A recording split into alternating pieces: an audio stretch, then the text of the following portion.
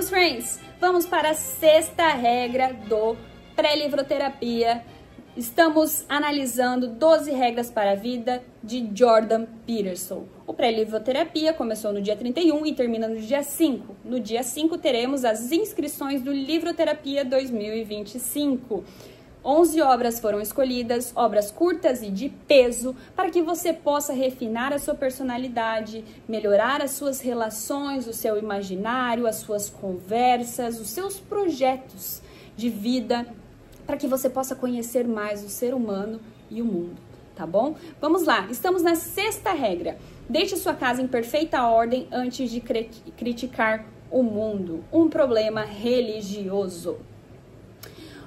Jordan Peterson começa dizendo: não parece sensato descrever o homem que atirou e matou 26 crianças e 6 funcionários da escola de ensino fundamental em Newton, no estado de Connecticut, em 2012, como uma pessoa religiosa. Isso é igualmente verdadeiro em relação ao atirador do cinema em Colorado e os assassinos da escola de ensino médio em Columbia. Mas esses indivíduos homicidas tinham um problema com a realidade existente e uma profundidade religiosa. Um dos atiradores de Columbia escreveu: a raça humana não merece que lutemos por ela. Apenas a matemos. Devolva a terra aos animais. Eles a merecem infinitamente mais do que nós. Nada tem mais significado algum.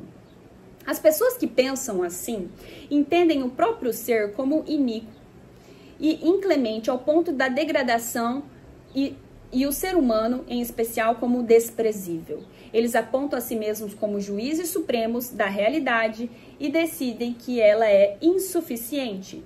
Eles são os críticos supremos. O escritor, profundamente cínico, continua: se você relembrar a história, os nazistas criaram a solução final para o problema judeu. Matem-nos todos. Bem, caso não tenha entendido, eu digo: mate a humanidade. Ninguém deve sobreviver. Ele diz: embora raramente coloquem seus pensamentos em prática de forma tão brutal quanto os assassinos da escola, do colégio e do cinema, sempre que experimentamos a justiça real ou imaginária, sempre que nos deparamos com a tragédia ou somos vítimas das maquinações dos outros, sempre que experimentamos o horror e a dor de nossas limitações aparentemente arbitrárias, a tentação de questionar o ser e depois amaldiçoá-lo ergue-se sordidamente da escuridão, porque pessoas inocentes devem sofrer tão terrivelmente. Que tipo de porcaria de planeta é esse? A vida é muito dura, é verdade. Todos estamos destinados à dor e programados para a destruição. Às vezes, o sofrimento é claramente o resultado de uma falha pessoal, tal como cegueira voluntária, tomadas auto-infligido, pode até parecer justos. As pessoas recebem o que merecem. Você pode alegar: isso é um triste consolo, no entanto, mesmo quando é verdade. Às vezes, se aqueles que estão sofrendo mudassem seu comportamento, sua vida se desenrolaria menos tragicamente. Mas o controle humano é limitado.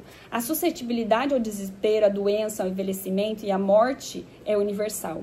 Em última análise, parece que não somos os arquitetos da nossa própria fragilidade. Então, de quem que é a culpa?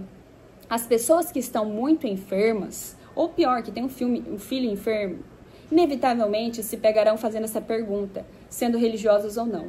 O mesmo é verdadeiro no caso de alguém que se viu aprisionado pela engrenagem da burocracia gigantesca, sofrendo por conta de uma auditoria fiscal ou batalhando em um interminável processo de divórcio.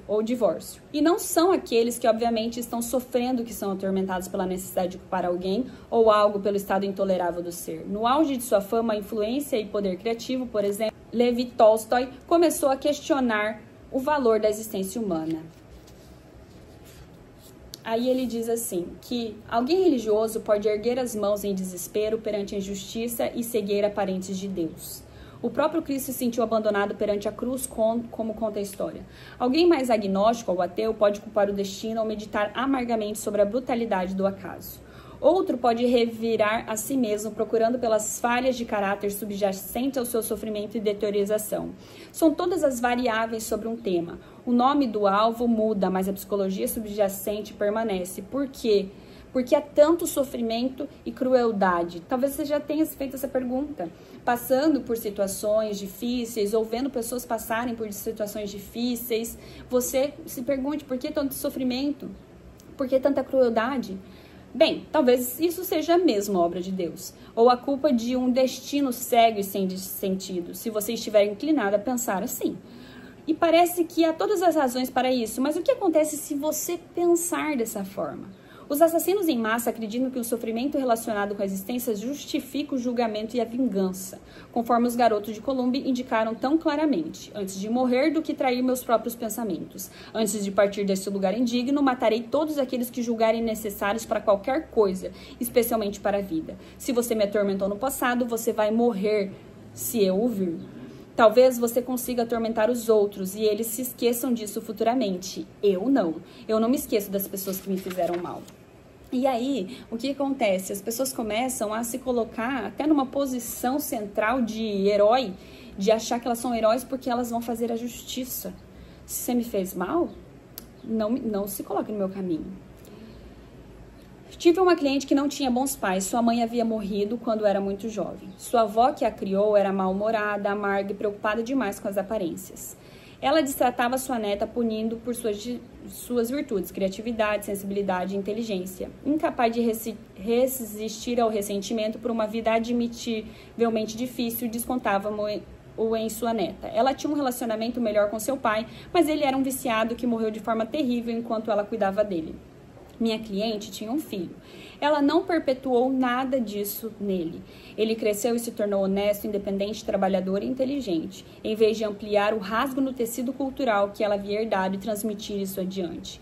Ela o remendou, ela rejeitou os pecados seus ancestrais, coisas assim são possíveis. O sofrimento, seja psíquico, físico ou intelectual, não precisa de forma alguma produzir o niilismo, que é a rejeição radical do valor, significado e desejabilidade. Tal sofrimento permite uma variedade de interpretações. Nietzsche escreveu essas palavras. Ele quis dizer o seguinte: as pessoas que experimentam o mal podem certamente desejar perpetuá-lo, dando o troco adiante, mas também é possível aprender o bem ao experimentar o mal.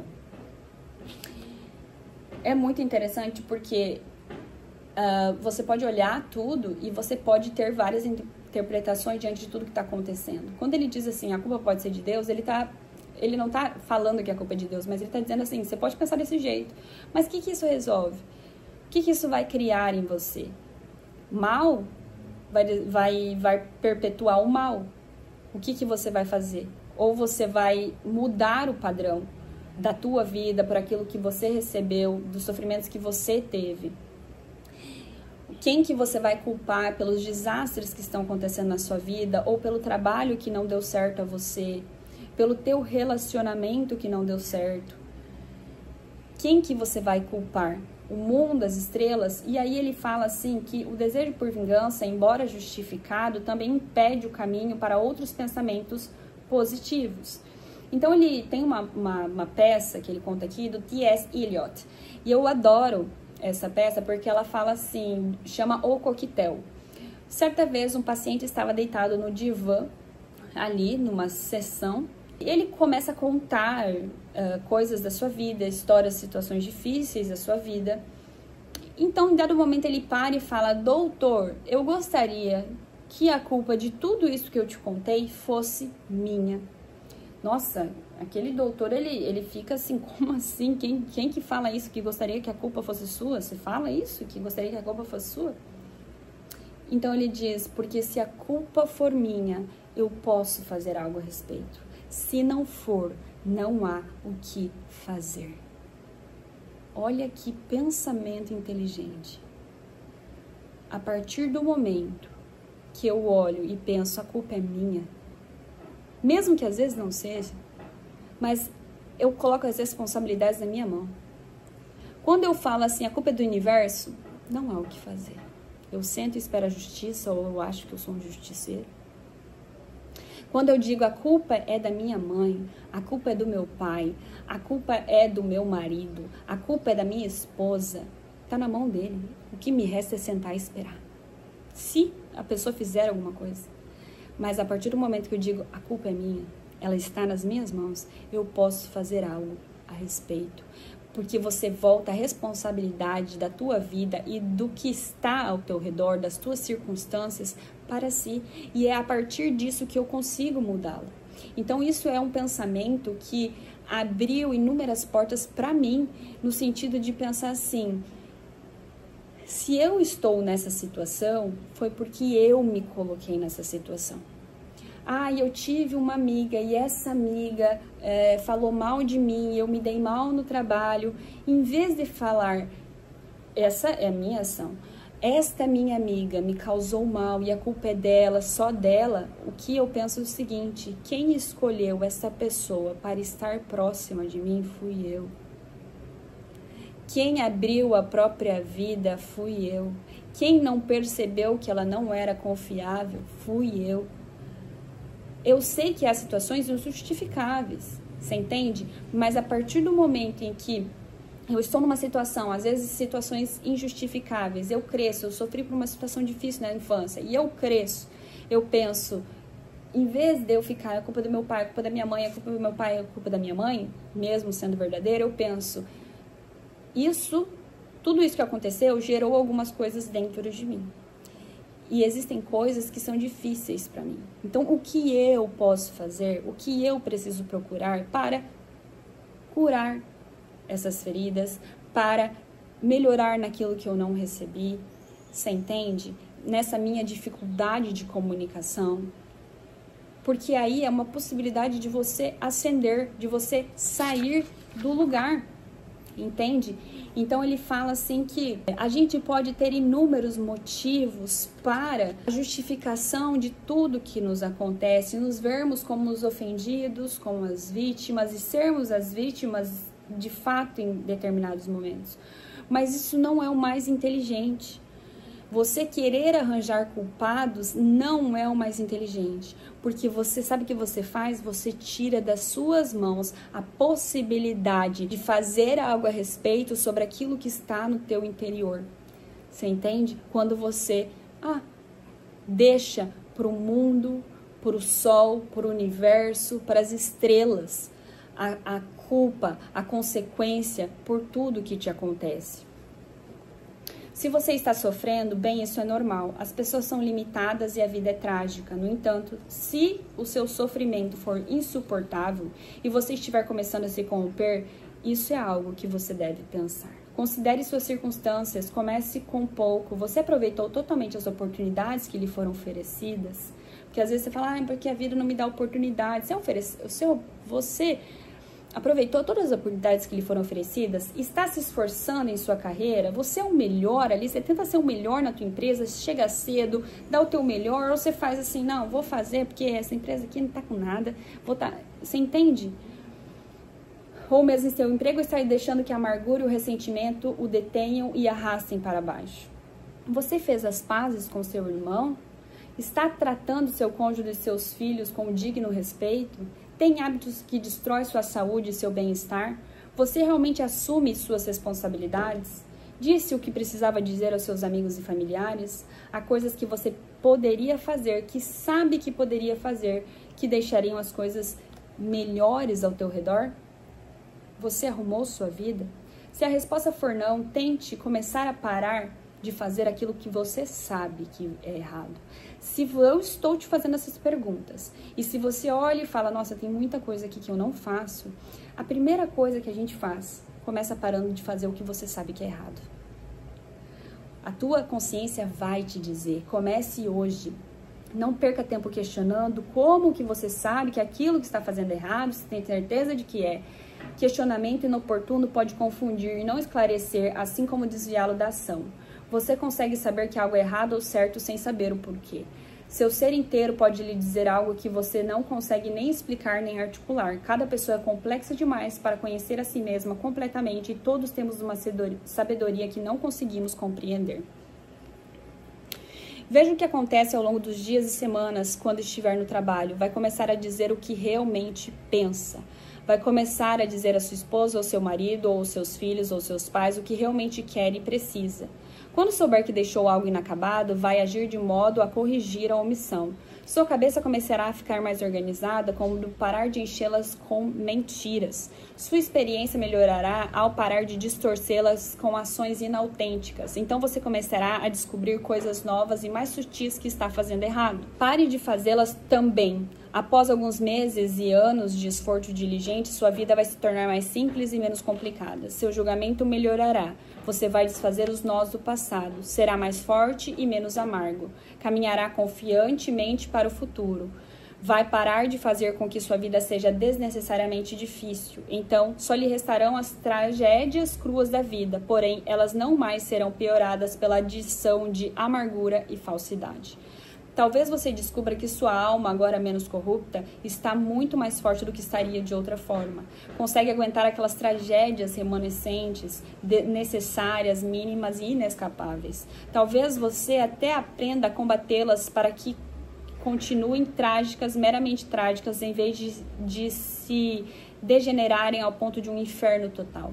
Talvez sua ansiedade, falta de esperança retrocedam. Talvez sua alma incorrupta veja a sua existência como um bem genuíno, como algo a ser celebrado, mesmo em face de sua própria vulnerabilidade. Talvez você se torne uma força ainda mais poderosa para a paz e tudo aquilo que é bom. Talvez você veja que se todas as pessoas fizessem isso nas próximas vidas, o mundo pode parar de ser um lugar ruim. Após isso, com um esforço continuado, talvez você possa até deixar de ser um lugar trágico. Quem sabe como seria a existência se todos decidissem lutar pelo melhor? Quem sabe quais paraísos eternos poderiam ser estabelecidos pelos nossos espíritos purificados pela verdade, almejando os céus bem aqui nessa terra. Deixe sua casa em perfeita ordem antes de criticar o mundo. Então, às vezes, a gente está ali resolvendo problemas, achando alguém para falar a culpa é disso daqui, ó, do universo, das estrelas, do meu vizinho, em vez de arrumar a nossa própria vida. Então ele está dizendo assim, começa a arrumar a tua própria vida, responsabilizar-se. É a melhor atitude que você pode tomar. Não que o mundo não seja o culpado, não que o universo não seja culpado, mas o recanto que nós podemos mudar é nós mesmos. Se você quer fazer um mundo um lugar melhor, comece mudando a si mesmo. Já vai ser um lugar melhor, você sendo melhor, vivendo num mundo melhor, tratando as pessoas melhor, o mundo já é um pouco melhor. É claro que aqui esse olhar utópico de que todas as pessoas vão ser boas, inevitavelmente, que vão buscar o bem. É claro, a gente tem essa noção de que isso é impossível. Mas assim, que nós não sejamos mais uma dessas pessoas que acham que são justiceiros, que acham que todo mundo está fazendo, todo mundo está sendo ruim, eu que não vou ser besta. Não, a gente já falou, você não pode ser inofensivo, mas você tem que almejar ser melhor, porque se você começar a minar a sua alma com sentimentos ruins, com amargura, vai faltar espaço para momentos bonitos. Quando você vai conversar com uma pessoa que só tem amargura dentro de si, ela vai o quê? Despejar amargura. Ela vai só criticar, ela vai só falar mal, ela vai só olhar o lado negativo da situação. Então, começa a ver que essas coisas que você pode estar minando todo o seu ser, responsabilizando os outros, tirando de si a possibilidade de falar, eu me coloquei nessa situação, entende? Eu preciso ver qual a melhor forma de resolver isso. Isso faz com que você não fique roubando espaço para momentos bonitos, porque não é assim, eu coloco a amargura dentro de mim e ficamos por isso mesmo, é só um espacinho. Não, porque um abismo leva a outro abismo. Um abismo leva a outro abismo. Então nós precisamos arrumar a nossa vida, arrumar a nossa casa, ordenar quem nós somos. Você precisa se fazer uma pergunta hoje: o que eu poderia consertar em mim? Pode ser assim, ó, desse tamanho. Eu não achei nada. Então, baixa um pouco mais o suficiente para que você termine sendo melhor do que quando acordou hoje de manhã. O que você poderia fazer hoje por si mesmo? Tá bom, meus friends? Então, deixe sua casa em perfeita ordem antes de criticar o mundo. Até mais.